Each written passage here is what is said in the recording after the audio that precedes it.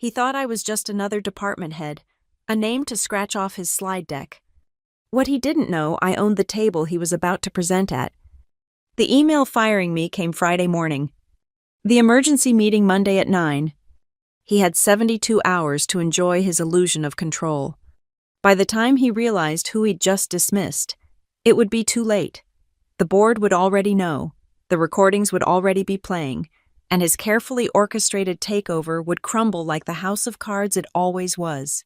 My name is Juliet Carson, and I've spent 10 years building Zenith Labs from a struggling startup into Denver's most promising medical technology company.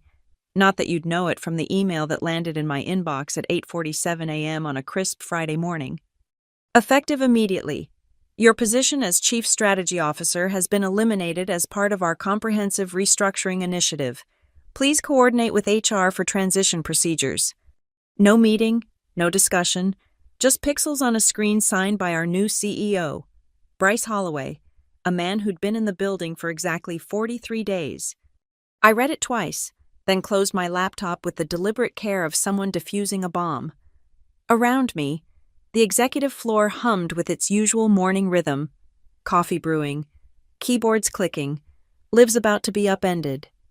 Through the glass walls of my office, I watched Bryce stride past, his Tom Ford suit catching the morning light. He didn't even glance my way.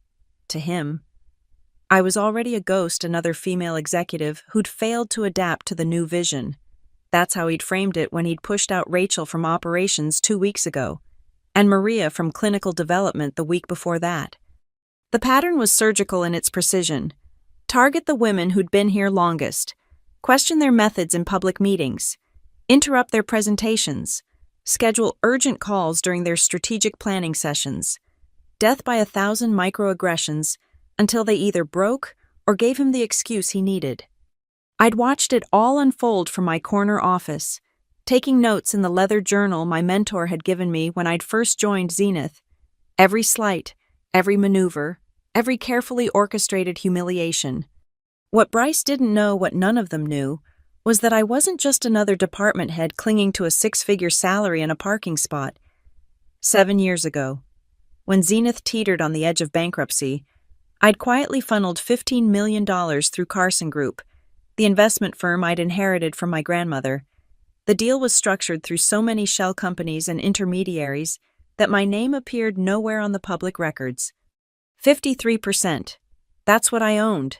That's what I'd kept hidden behind NDAs and careful legal architecture. I opened my laptop again and typed 2 sentences to Margaret Chen, my personal attorney. The trigger has been pulled. Please prepare the documentation we discussed. Her response came within minutes. Everything is ready. When do you want to move? Monday's emergency board meeting should be perfect.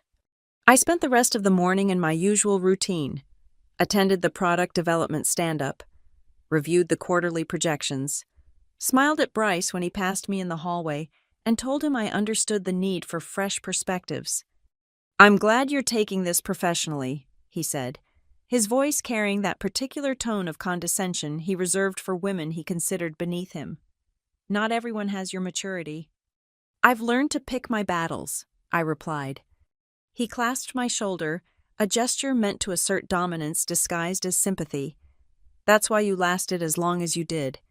As he walked away, probably already forgetting my existence, I thought about the manila folder locked in my desk drawer, the one containing email threads where he'd explicitly outlined his plan to clean house of the old guard, the recorded Zoom calls where he'd laughed about making the workplace so uncomfortable they'll quit on their own, the text messages from his inner circle celebrating each departure.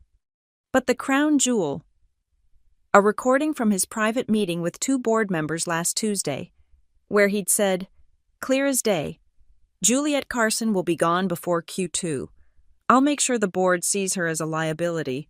Trust me, by the time I'm done, they'll thank me for removing her. I'd sat in my office for another 3 hours after receiving the termination email, watching the sun climb higher over the Denver skyline. Let them think I was packing. Let them think I was making calls to headhunters. Let them think I was another casualty of corporate evolution. By noon, I'd received 17 messages of condolence from colleagues, each one carefully worded, professionally distant. They'd learned from Rachel and Maria's departures. Show too much sympathy, and you might be next. I responded to each one with the same measured tone. Thank you for your kindness. I'm confident this will lead to new opportunities. Because it would, just not the kind they imagined. Monday's emergency board meeting was scheduled for 9 a.m. sharp. Bryce had already circulated the agenda. Item number 7, Personnel Optimization Recommendations. He had no idea that by item number 8, he'd be the one being optimized out of existence. As I finally packed my personal items into a single banker's box, 10 years reduced to a handful of photographs and a succulent, I allowed myself one small smile. Bryce Holloway thought he was playing chess while the rest of us were stuck with checkers. He was about to discover he'd been playing on my board all along. The weekend passed in careful observation. From my home office overlooking the Rockies, I mapped Bryce's network like a general studying enemy positions. Every LinkedIn connection, every golf buddy from his previous companies, every yes man he'd imported to replace the people who'd built Zenith from nothing. His playbook was devastatingly predictable. I'd pulled the court documents from his last 3 CEO positions publicly available if you knew where to look. Same pattern every time. Arrive with fanfare. Promise transformation. Systematically eliminate anyone who might challenge his authority, especially women over 35. Replace them with younger, cheaper, more dynamic talent who owed their positions entirely to him. At his previous company, MedTech Solutions, he'd cleared out 70% of female executives within 6 months. The wrongful termination lawsuits had been settled quietly, sealed behind NDAs, but patterns leave traces, and I'd spent Friday night connecting dots. Saturday afternoon, my phone buzzed. Sarah Martinez, our VP of Human Resources, one of the few women still standing, texted from her personal number. Can we meet somewhere private? We met at a coffee shop in Lodo, far from Zenith's sphere of influence. Sarah looked exhausted, stress etched in lines that hadn't been there 2 months ago. He's restructuring my entire department, she said without preamble. Bringing in his own HR head from MedTech, I'm being demoted to special projects. When? Tuesday, right after the board meeting, she wrapped her hands around her cup like she was trying to absorb its warmth. Juliet, I've been documenting everything. Every termination he's ordered, every hiring decision, every time he's overridden standard protocols. She slid a USB drive across the table. There's a pattern. He targets women first, minorities second, anyone over 50 third, always with perfect legal cover, performance issues that suddenly appear, position eliminations that somehow only affect certain demographics, strategic realignments that always flow one direction. I pocketed the drive. Why are you giving this to me? I'm out, remember? Sarah's laugh was bitter. Because you're the only one he fired who didn't sign the separation agreement immediately. Legal flagged it. He's paranoid about why you're stalling. Good. Let him wonder. Sunday brought more intelligence. My network, built over a decade of actual leadership rather than corporate theater, delivered insights Bryce couldn't buy. 3 separate sources confirmed he'd been meeting with venture capitalists, shopping Zenith's intellectual property portfolio as potential spin-offs. Our revolutionary cardiac monitoring system, 5 years in development, was being packaged for quick sale. But the most damning information came from an unexpected source, his own inner circle. James Wright, Bryce's hand-picked CFO, had apparently developed a conscience, or perhaps he'd simply realized that when the ship started sinking, Bryce would throw him overboard without hesitation. His email, sent through an encrypted service, contained a single attachment: Bryce's real restructuring plan. Phase 1, eliminate established. Leadership 90% complete. Phase 2, restructure operations for acquisition readiness. Phase 3, shop the company to highest bidder. Phase 4, exit, with golden parachute before Q3. Estimated timeline: 4 months, estimated personal profit for Bryce, $42 million, estimated job losses, 60% of current workforce. The callousness was breathtaking. Zenith wasn't just a company to gut and sell, it was 800 people's livelihoods. It was breakthrough technology that could save lives. It was a decade of collective brilliance reduced to a line item on some private equity spreadsheet. But what made my blood run cold was the addendum. Board resistance minimal. Carson's departure removes last significant obstacle.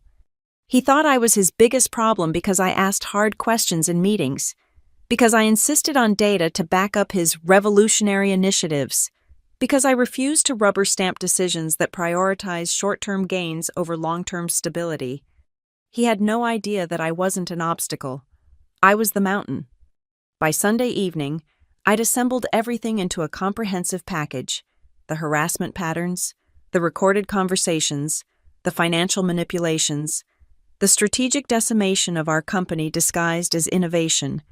Margaret, my attorney, had reviewed it all. "This is bulletproof," she'd said. "But Juliet, you could have stopped this weeks ago just by revealing your ownership stake. Why wait?" I'd looked out at the city lights, thinking of Rachel crying in the parking garage after her termination, of Maria's daughter calling to ask why her mom seemed so defeated, of all the brilliant women whose only crime was building something worth stealing. Because he needed to show them who he really is. I'd answered, my word against his would have been a battle, but his own words, his own actions, that's a war he's already lost. Now, 36 hours before the board meeting, I reviewed Bryce's latest email to the board. He'd attached his presentation, Zenith 2.0, a leaner, more agile future. Slide 23 was about me. Transitioning legacy leadership to advisory roles, with my photo under successful completions. He'd already written my corporate obituary. Monday morning, he'd discover I'd been writing his. Sunday night, I sat in my study surrounded by evidence. The USB drive from Sarah had yielded more than just termination statistics. It contained a trove of internal communications that painted a picture of systematic workplace manipulation so precise it could have been a Harvard case study in corporate toxicity. The emails were damning. Bryce instructing his lieutenants to schedule optional 7 a.m. meetings that somehow only female executives were expected to attend. Memos about culture fit that mysteriously aligned with gender and age. Performance reviews retroactively edited after termination decisions had already been made. But it was the Slack messages that revealed the true depth of his strategy. His private channel with 3 imported executives read like a predator's handbook. Give her enough space, and she'll bring herself down by Thursday. Schedule the budget review during her daughter's recital. Let's see what she prioritizes. The pregnancy announcement, perfect timing. Start documenting every missed deadline. I photographed each screen with a backup camera, creating redundancies for my redundancies. In corporate warfare, paranoia is just another word for preparation. My phone buzzed at 11:43 p.m. An anonymous message, probably from a burner phone. Check your email. A friend. The attachment was a video file, compressed and grainy but unmistakable. Bryce at an off-site dinner with potential buyers. 3 weeks ago, the audio was clear enough. The beauty is, they don't know what they're sitting on. These engineers, these researchers, they're too focused on changing the world to realize they're undervaluing their assets. Once I clear out the idealists and the long-timers, we can triple the profit margins in 6 months. The Carson woman. She's the last real obstacle. Smart enough to be dangerous, but too ethical to see the knife coming. The laughter that followed made my skin crawl. I added the video to my evidence folder, then opened a new document. If Bryce wanted to play with knives, he should have checked who was holding the sharpest blade. By 2 a.m., I'd compiled everything into a master file, the systematic deconstruction of Zenith Labs, a case study in corporate predation, 137 pages of documentation, financial records showing preparation for quick liquidation, communication logs revealing deliberate targeting of protected classes, testimony from 14 former employees across his previous companies, their NDAs carefully worked around without violation. The phone rang at 2:17 a.m. Margaret, my attorney, sounded wide awake despite the hour. "Juliet, I just received an interesting call from Bryce's legal team. They're offering you an enhanced severance package. Very enhanced. 8 figures enhanced. In exchange for immediate signature on a comprehensive NDA, no board appearance, no future claims, no contact with current employees. I almost laughed. Even now. He thought I was motivated by money. Tell them I'm considering it. Ask for the full terms in writing by 8 a.m. You're not actually considering. Of course not. But let him think he's winning. Overconfidence makes people sloppy. After we hung up, I pulled out the leather journal from my desk, the same one I'd carried through 10 years at Zenith. I flipped to a page dated 7 years ago. My grandmother's handwriting still elegant despite her advancing age. Power isn't about what you show, darling. It's about what you hold in reserve. The moment they know everything you have, you've already lost. She'd built Carson Group from nothing. Survived in business when women weren't even allowed their own credit cards. She taught me that revenge was a dish best served with documentation. The final piece of my preparation came from an unexpected source. Dr. Elizabeth Hawthorne, Zenith's former chief science officer forced out in week 2 of Bryce's reign, had been busy. She'd reached out to every woman he'd displaced, creating a network of former employees who'd been watching, waiting for someone to stand up. "We're with you," her message read. 14 of us have agreed to speak on record if needed. No NDAs can silence this many voices. I spent the remaining hours before dawn crafting my response for the board meeting. Not a presentation Bryce had monopolized the agenda for his dog and pony show. Instead, I prepared a single folder for each board member, plain manila, no labels, nothing to telegraph the explosion contained within. Inside each folder, a single executive summary backed by key evidence, financial projections showing how Bryce's liquidation strategy would destroy shareholder value, legal analysis of potential discrimination lawsuits, a timeline demonstrating how every strategic decision aligned with personal profit rather than company growth. And on the final page, in bold letters, the majority shareholder respectfully requests an immediate vote of no confidence. As sunrise painted the mountains gold, I dressed carefully, not the power suit they'd expect from someone fighting for their career. Instead, I chose the same understated black dress I'd worn to my grandmother's funeral, the woman who'd taught me that true power whispers while pretending weakness shouts. My phone showed 17 missed calls from Bryce's team.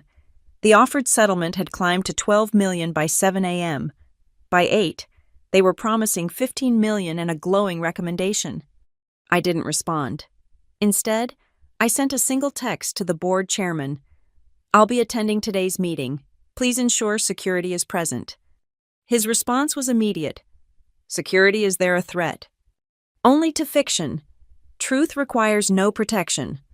By 8:30 a.m., I was in my car, heading toward Zenith's gleaming headquarters. The folder with everyone's future sat beside me, unassuming in its brown paper wrapper. Bryce thought today would be his coronation as the unchallenged king of Zenith Labs. He was about to learn what happens when you try to steal a throne from someone who owns the entire kingdom. The underground parking garage at Zenith Labs had never felt more like a bunker. I sat in my car for a moment, engine off, listening to the concrete echo of Monday morning arrivals. Through the windshield, I watched employees hurrying toward the elevators, heads down, the universal posture of workers under siege. My phone buzzed, a text from Robert Marsh, the former CEO who'd built Zenith alongside me before his retirement 2 years ago, the man Bryce had replaced. "I'm here, conference room B. We need to talk before the meeting." Robert had been my mentor, the one who'd recognized my potential when I was just a young strategist with too many ideas and too little patience for corporate politics. Finding him in conference room B, the same room where we'd mapped out Zenith's first major product launch, felt like coming full circle. He looked older than his 68 years, retirement replaced by worry lines. "Juliet, I've been making calls all weekend. What Bryce is planning, it's worse than you know." I set my leather portfolio on the table. The liquidation. Not just liquidation, he's been in talks with Apex Pharmaceuticals.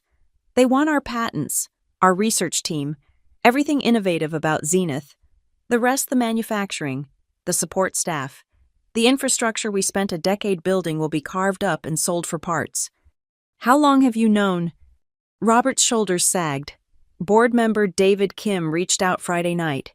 He thought I might have influence to stop it. I told him I didn't. He met my eyes. But you do.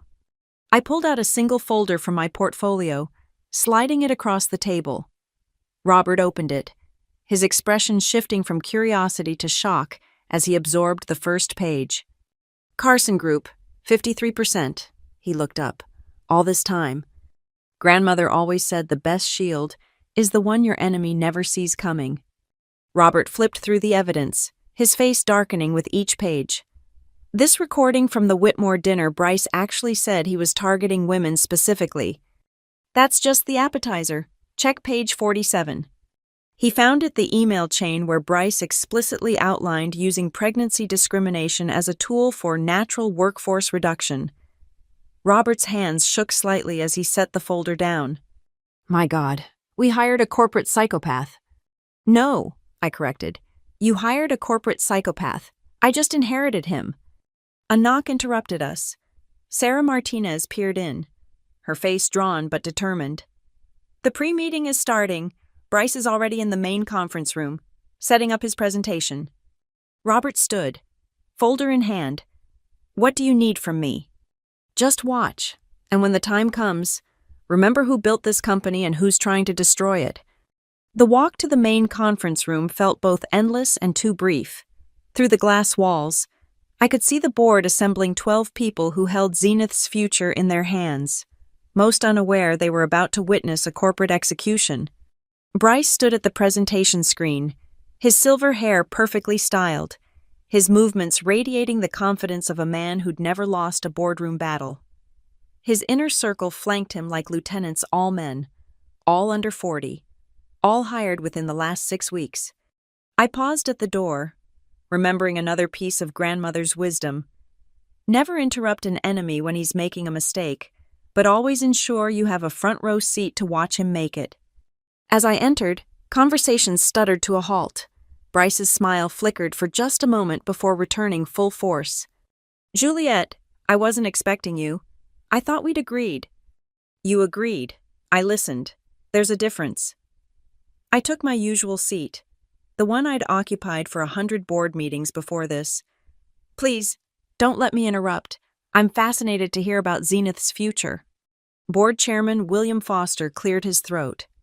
Ms. Carson, while we appreciate your past contributions, this is a closed session for current executives and board members only. I smiled, the same smile my grandmother wore when she was about to reveal a winning hand. Of course, I'll wait outside until item 7. I believe that's when my termination becomes official business. That's correct. Foster looked uncomfortable, probably wondering why I seemed so calm.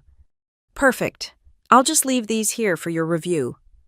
I stood, producing 12 manila folders from my portfolio. Consider it my exit interview, documented, thorough, and I think you'll find rather illuminating. I placed a folder in front of each board member, noting how Bryce's jaw tightened with each soft thud of paper meeting table. What is this? Bryce's voice had lost some of its polish. The truth, but please, continue with your fiction first.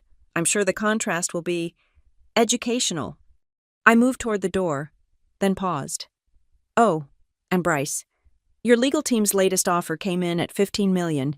I'm afraid I'll have to decline. You see, I've never been very good at selling things for less than they're worth.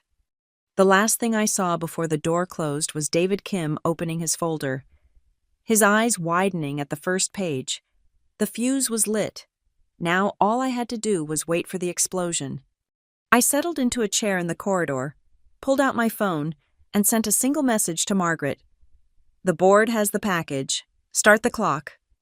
Through the glass, I watched Bryce begin his presentation, his confidence seemingly restored. He had no idea that every slide he showed, every word he spoke, was adding fuel to the fire I'd set. 40 minutes until item 7. 40 minutes until he discovered that sometimes the person you fire holds the match that burns down your kingdom. I opened my grandmother's journal one more time, finding the entry I'd bookmarked years ago. Patience, my darling, is simply revenge dressed in its Sunday best. The meeting had begun. The trap was set. And Bryce Holloway was about to learn why you should always know who owns the ground you're standing on before you try to claim it as your own, through the glass walls. I watched Bryce command the room with practiced precision. His slides gleamed with corporate perfection graphs trending upward, efficiency metrics in green, transformation timelines that promised revolutionary change. To anyone not holding a manila folder full of evidence, he must have looked like exactly what a struggling company needed: a decisive leader with a clear vision. As you can see, his voice carried through the door, our Q2 projections show a 40% increase in operational efficiency following our restructuring initiative. What the graphs didn't show were the human costs hidden in those numbers. Each uptick in efficiency represented another career destroyed, another family destabilized, another brilliant mind pushed out for the crime of being female, over 40, or unwilling to genuflect to his authority. Board member Patricia Huang raised her hand the first interruption I'd seen. Through the glass, I watched her hold up my folder. Mr. Holloway, before we continue, I think we need to address this documentation. What documentation? Bryce's smile remained fixed, but his posture shifted, shoulders squaring for combat. William Foster, the board chairman, looked deeply uncomfortable. It appears Ms. Carson has provided some concerning information about the restructuring process. Disgruntled former employee tactics, Bryce dismissed with a wave. I'm sure it's full of bitter accusations and hurt feelings. This is exactly why we need fresh leadership. People who can't separate emotion from business have no place in Zenith's future. David Kim spoke up, his voice cutting through Bryce's dismissal. These aren't accusations. These are emails. From your account, with your digital signature. The room's energy shifted. I watched board members flip through pages, their expressions morphing from skepticism to alarm. Bryce's lieutenants exchanged glances, probably calculating whether their loyalty was worth the potential legal exposure. Let me see that. Bryce strode to Patricia Huang's seat, reaching for her folder. She pulled it back. I think you've seen enough, considering you wrote most of it. Through the door's speaker, I heard the rustle of papers, the murmur of shocked voices reading excerpts aloud. Target the pregnancy announcement, perfect timing for performance concerns. The older women won't fight back, they're too worried about finding another job at their age. Make the environment hostile enough and they'll self-select out. Bryce's face had progressed from red to an alarming shade of purple. This is taken completely out of context. These are private strategic discussions about workforce optimization. Is that what you call discrimination now? Patricia's voice could have frozen helium. Optimization. The door beside me opened. Sarah Martinez slipped out, her face flushed but triumphant. They want you inside, now. I stood, smoothing my black dress, and entered the conference room with measured steps. The atmosphere had transformed from corporate efficiency to barely contained chaos. Papers were scattered across the usually pristine table. Board members huddled in heated clusters. Bryce stood isolated at the presentation screen, his perfect kingdom crumbling in real time. Ms. Carson, William Foster's voice carried exhausted authority. We need clarification on several points in your documentation. Of course. Which would you like to address first? The systematic discrimination, the preparation for unauthorized liquidation, or perhaps the conspiracy to defraud shareholders. This is character assassination, Bryce snarled, his polished veneer finally cracking.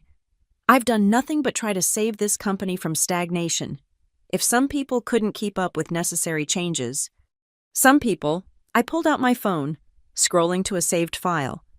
Would you like me to play the recording where you specifically said, and I quote, "The Carson woman is the last real obstacle, smart enough to be dangerous, but too ethical to see the knife coming." Silence detonated through the room. That could be anyone's voice.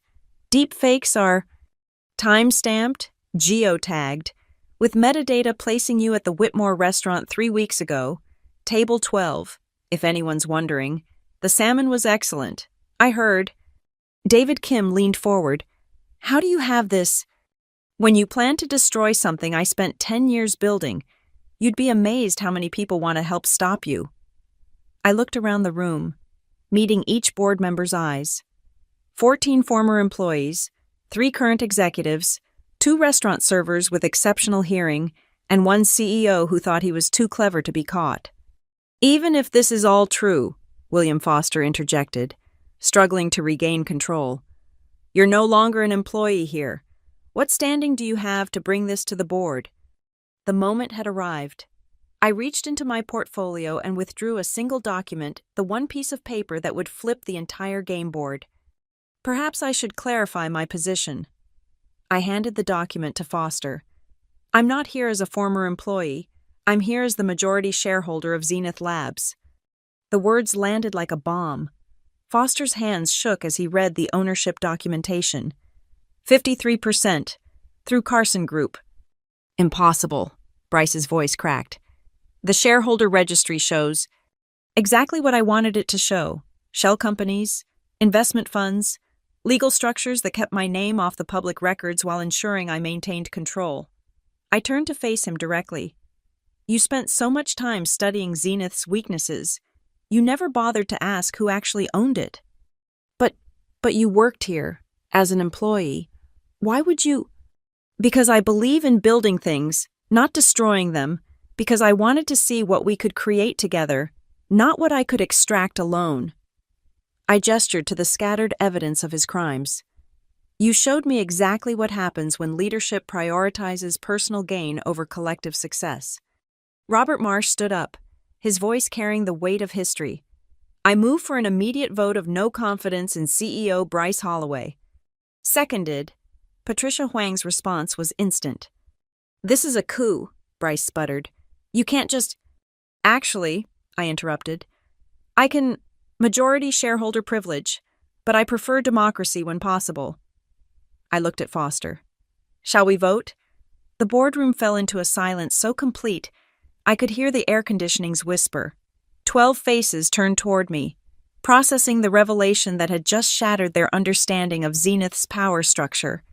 Bryce stood frozen at the presentation screen, his carefully crafted slides now looking like evidence at his own trial. William Foster cleared his throat, still gripping my ownership documentation. Ms. Carson, if this is authentic, and I have no reason to doubt our legal team's verification, then you've had controlling interest this entire time. Why reveal it now?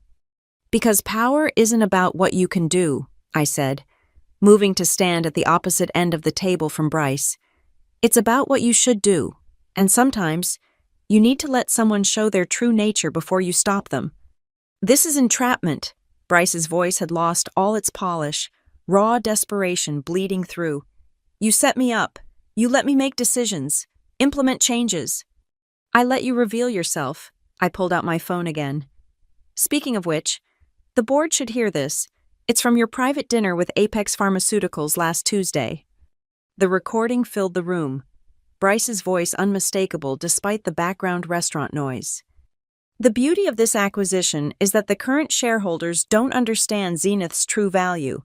They see a medical technology company. I see patents worth billions, talent to poach, and infrastructure to liquidate. By the time the board realizes what's happening, I'll have golden parachuted out with enough to buy my own island, the employees. Not my problem. The patients depending on our technology, they should have chosen a more profitable illness. The laughter that followed Bryce's and his dinner companions sounded obscene in the boardroom's fluorescent lighting. Patricia Huang looked physically ill.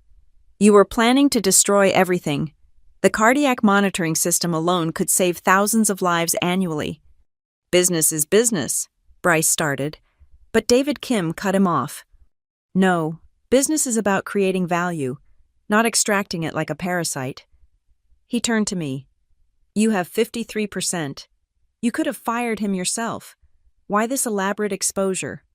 I thought of Rachel, brilliant Rachel, who'd cried in her exit interview, of Maria, whose innovative spirit had been crushed by daily humiliations, of all the women whose careers had been sacrificed to feed Bryce's ego and bank account.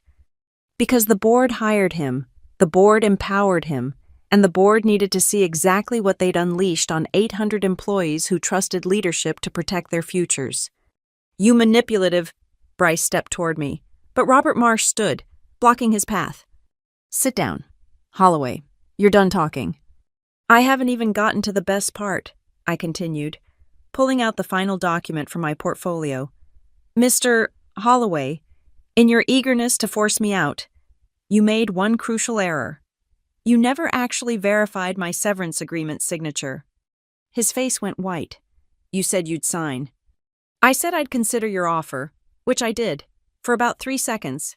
I held up the unsigned agreement, which means I never officially left. I'm still Chief Strategy Officer, and according to Zenith's bylaws, in the event of CEO misconduct, the CSO can assume temporary executive control pending board review. That's not you can't. Section 47, subsection C. You should have read the complete corporate governance documents before you started your takeover. I looked at Foster. I believe we have a vote pending. Foster nodded slowly. All in favor of no confidence in CEO Bryce Holloway. 12 hands rose without hesitation, not a single abstention. Motion carried unanimously. Foster's voice carried the weight of finality. Mr. Holloway, your termination is effective immediately. Security will escort you from the premises. You'll hear from my lawyers, Bryce snarled, gathering his laptop with shaking hands. This isn't over. Actually, it is. I opened the final folder I'd kept in reserve. This is a cease and desist order preventing you from contacting any Zenith employee, accessing any company systems, or interfering with operations in any way. It's already been filed with the court, along with a formal complaint regarding your discriminatory practices. 2 security guards appeared at the door. I'd asked them to wait outside until needed, professional to the end. As Bryce was escorted past me, he stopped, his face contorted with rage. You think you've won? You think this changes anything? There are a dozen more like me ready to take my place. Perhaps, but they'll think twice before trying it at my company. Your company? His laugh was bitter. You've been pretending to be an employee for years. You're just as deceptive as you accuse me of being. I met his glare steadily. The difference is, I deceived to protect. You deceived to destroy. History will judge which was justified. Security led him away, his protests echoing down the hallway until the elevator doors cut them off. The boardroom exhaled collectively, tension bleeding out like air from a punctured balloon. So, William Foster said after a long moment, what happens now? I looked around the table at faces that ranged from shell-shocked to relieved. Now we rebuild.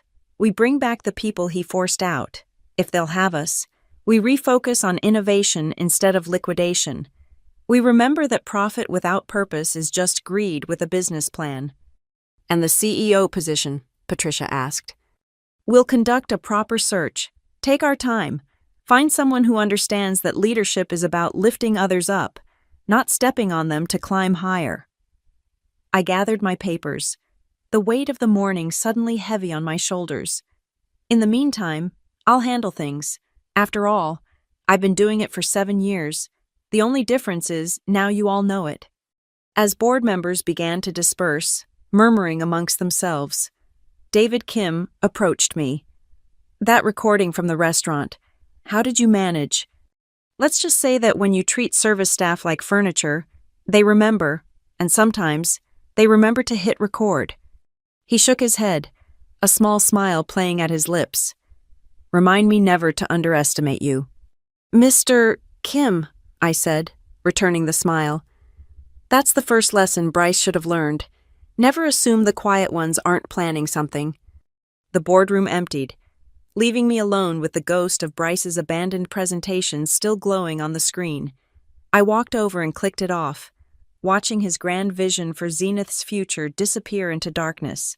The boardroom had emptied, but I wasn't done, not yet. The final piece of evidence, the one I'd held back even from the folders, burned in my jacket pocket like a live coal. I pulled out my phone and texted Margaret. "Send it in 5 minutes." William Foster lingered by the door. His usual commanding presence diminished. "Juliet, I've served on boards for 30 years. I've never seen anything like what just happened." "That's the problem. William, boards never see it. You hire these predators based on glossy resumes and charm, then act shocked when they devour the company from within." He flinched at my directness. "We relied on the search committee's recommendation. Bryce's track record showed consistent growth, built on the careers he destroyed. But you never called those references. Did you? Never spoke to the women who left quietly, bound by NDAs and fear." Before he could respond, the conference phone buzzed. Margaret's timing, as always, was impeccable. "Ms. Carson," the speakerphone crackled with the receptionist's voice. "There's an urgent call for the board. The caller says it's regarding Mr. Holloway and threatened legal action if we don't put it through immediately." Foster looked at me, confusion evident. "But we just terminated him. What legal action could—" "Put it through," I said calmly. The line clicked, and a woman's voice filled the room, professional, controlled, but with an undercurrent of steel I recognized from my own darkest moments. "My name is Victoria Langford. I'm General Counsel for MedTech Solutions. I understand you've just terminated Bryce Holloway." Foster leaned toward the phone. "Ms. Langford, I'm William Foster, Board Chairman. Yes, Mr. Holloway's employment was terminated approximately 10 minutes ago. How is this relevant to MedTech?" "Because you've just inherited our problem." Her laugh was bitter. "Has he mentioned the sealed settlements? The 3 wrongful termination suits we're still fighting the Department of Labor investigation into systematic discrimination that we've been dealing with for the past 18 months. My phone buzzed. "Sarah Martinez." "All department heads are gathering in the main lobby. Word is spreading." "Ms. Langford," I interjected, "would you be willing to provide documentation of these issues?" "Who's asking?" "Juliet Carson. I just exposed Mr. Holloway's practices to our board." A pause. "Then, you're the one who sent us the anonymous tip about checking our severance patterns by demographic." Foster's eyes widened. I shrugged. "Due diligence includes warning other potential victims." "Ms. Carson, I'll courier our files within the hour, and if you need testimony for any legal proceedings—" Her voice hardened. "Let's just say several of us have been waiting for someone to finally stop him."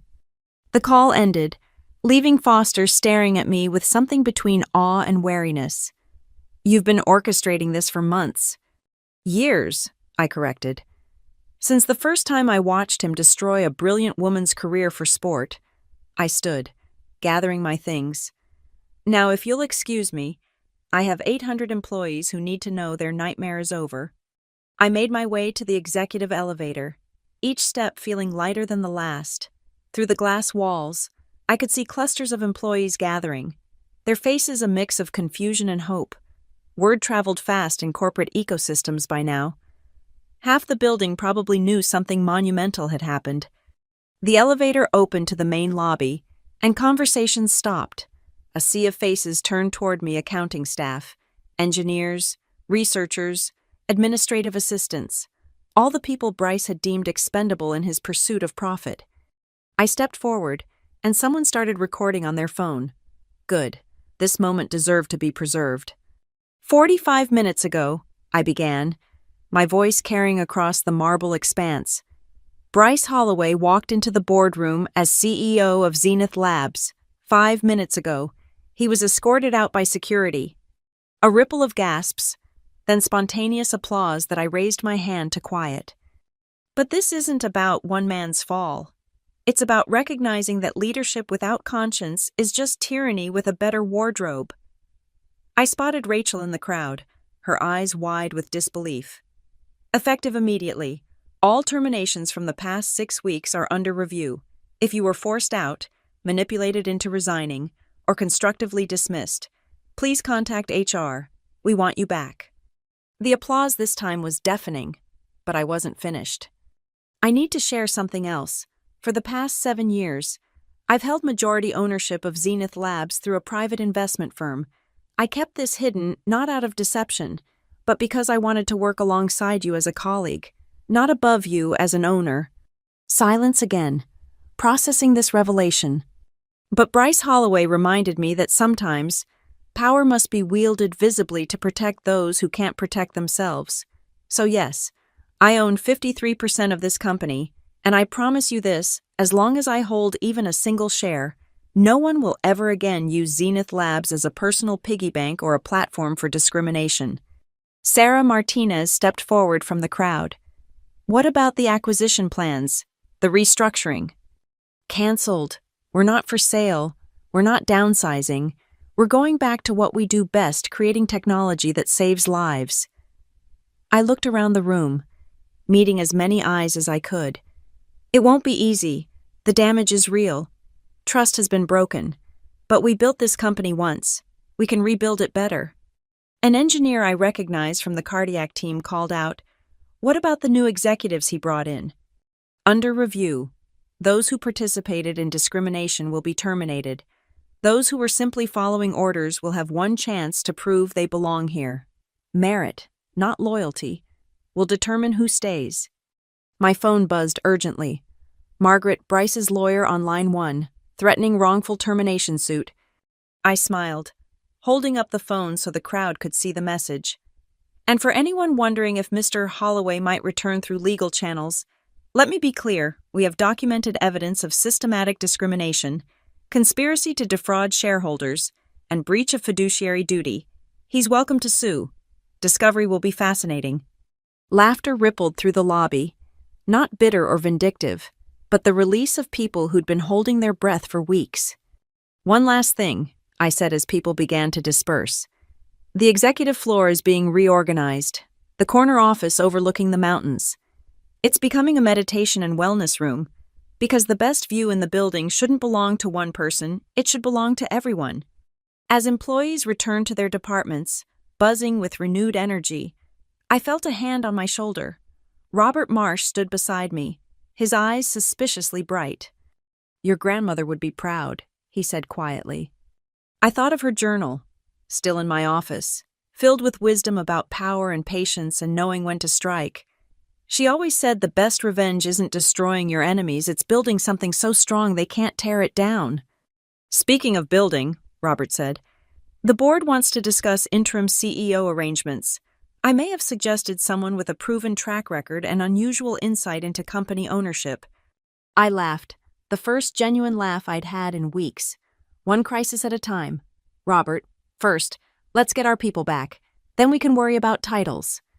But as I walked back toward the elevator, passing employees who nodded with renewed respect, and something that might have been hope, I realized the title didn't matter. CEO, CSO, or majority shareholder, they were just words on a business card. What mattered was that Zenith Labs would survive. The vultures had been driven off. The bleeding had been stopped. And Bryce Holloway. He'd learned the hardest lesson in corporate warfare: never fire someone without knowing who signs the checks. By 4:30 p.m., Zenith Labs felt different. Not in any physical way, the same glass and steel structure reached toward the Denver sky. The same logos adorned the walls, but the atmosphere had shifted, like the building itself had exhaled after holding its breath for 6 weeks. I stood in what had been Bryce's office just hours ago, watching maintenance remove his nameplate from the door. His personal effects, a handful of awards he'd probably bought himself. Photos from corporate events where he'd inserted himself front and center, sat in a single cardboard box by the elevator. The Zenith Labs legal team had been thorough. He'd been given exactly 20 minutes to pack under security supervision. "Ms. Carson." A young voice interrupted my thoughts. I turned to find an intern, probably no more than 22, holding a folder with shaking hands. "I'm supposed to give you this, from it." I took the folder, noting how she wouldn't meet my eyes. "What's your name?" "Jessica. Jessica Torres. I was on Mr. Holloway's special projects team." The fear in her voice was palpable. I softened my tone. Jessica, you're not in trouble. Anyone below director level who was brought in by Bryce will be evaluated based on their work, not their associations. We don't punish people for surviving. Her shoulders sagged with relief. He told us you were the enemy, that you were holding the company back with outdated thinking and emotional decision-making. And what do you think now? She finally met my eyes. I think he was describing himself. After she left, I opened the IT folder. Our tech team had been busy. They'd found and documented every unauthorized access Bryce had made to confidential files, every attempt to download proprietary information, every email sent to competitors. His digital footprint told a story of corporate espionage that would keep lawyers busy for years. My phone rang. Margaret, right on schedule. The press has gotten wind of it, she said without preamble. TechCrunch, Denver Business Journal, 3 industry blogs, they all want statements. What's our position? Brief and factual. Zenith Labs announces leadership transition following board review. Company remains committed to innovation and ethical business practices. Keep it clean. And Bryce, already spinning, his LinkedIn says he's exploring new opportunities after successful restructuring of Zenith Labs. The man's shameless. I laughed, dark and tired. Let him spin. The truth has a way of catching up. By 6 p.m., the building had mostly emptied, but lights still burned in several departments. I walked the floors, something I'd done less frequently since Bryce's arrival. In the cardiac research lab, I found Dr. Angela Wu bent over a prototype, the same focused intensity she'd had since joining us 8 years ago. Shouldn't you be home? I asked. She looked up, adjusting her glasses. First time in 6 weeks, I've been able to work without looking over my shoulder. Wanted to savor it. She paused. Is it true what they're saying about you owning the company? 53%. All this time, you could have pulled rank, could have made our lives easier. Why didn't you? I thought about how to answer, settling on the truth. Because leadership earned is worth more than leadership inherited, and because I needed to see who people really were when they thought I was powerless. Angela nodded slowly. You know, he tried to kill the cardiac project, said it wasn't profitable enough. The project that could prevent thousands of heart attacks annually. That's the one. But funny thing, all his strategic pivots toward more profitable ventures, they would have benefited Apex Pharmaceuticals, almost like someone was getting paid to redirect our research. Another thread to pull. I made a mental note for the legal team. By 7 p.m., I was back in my office, my real office, not the executive suite Bryce had tried to claim. The leather journal lay open on my desk, and I added today's entry in careful script.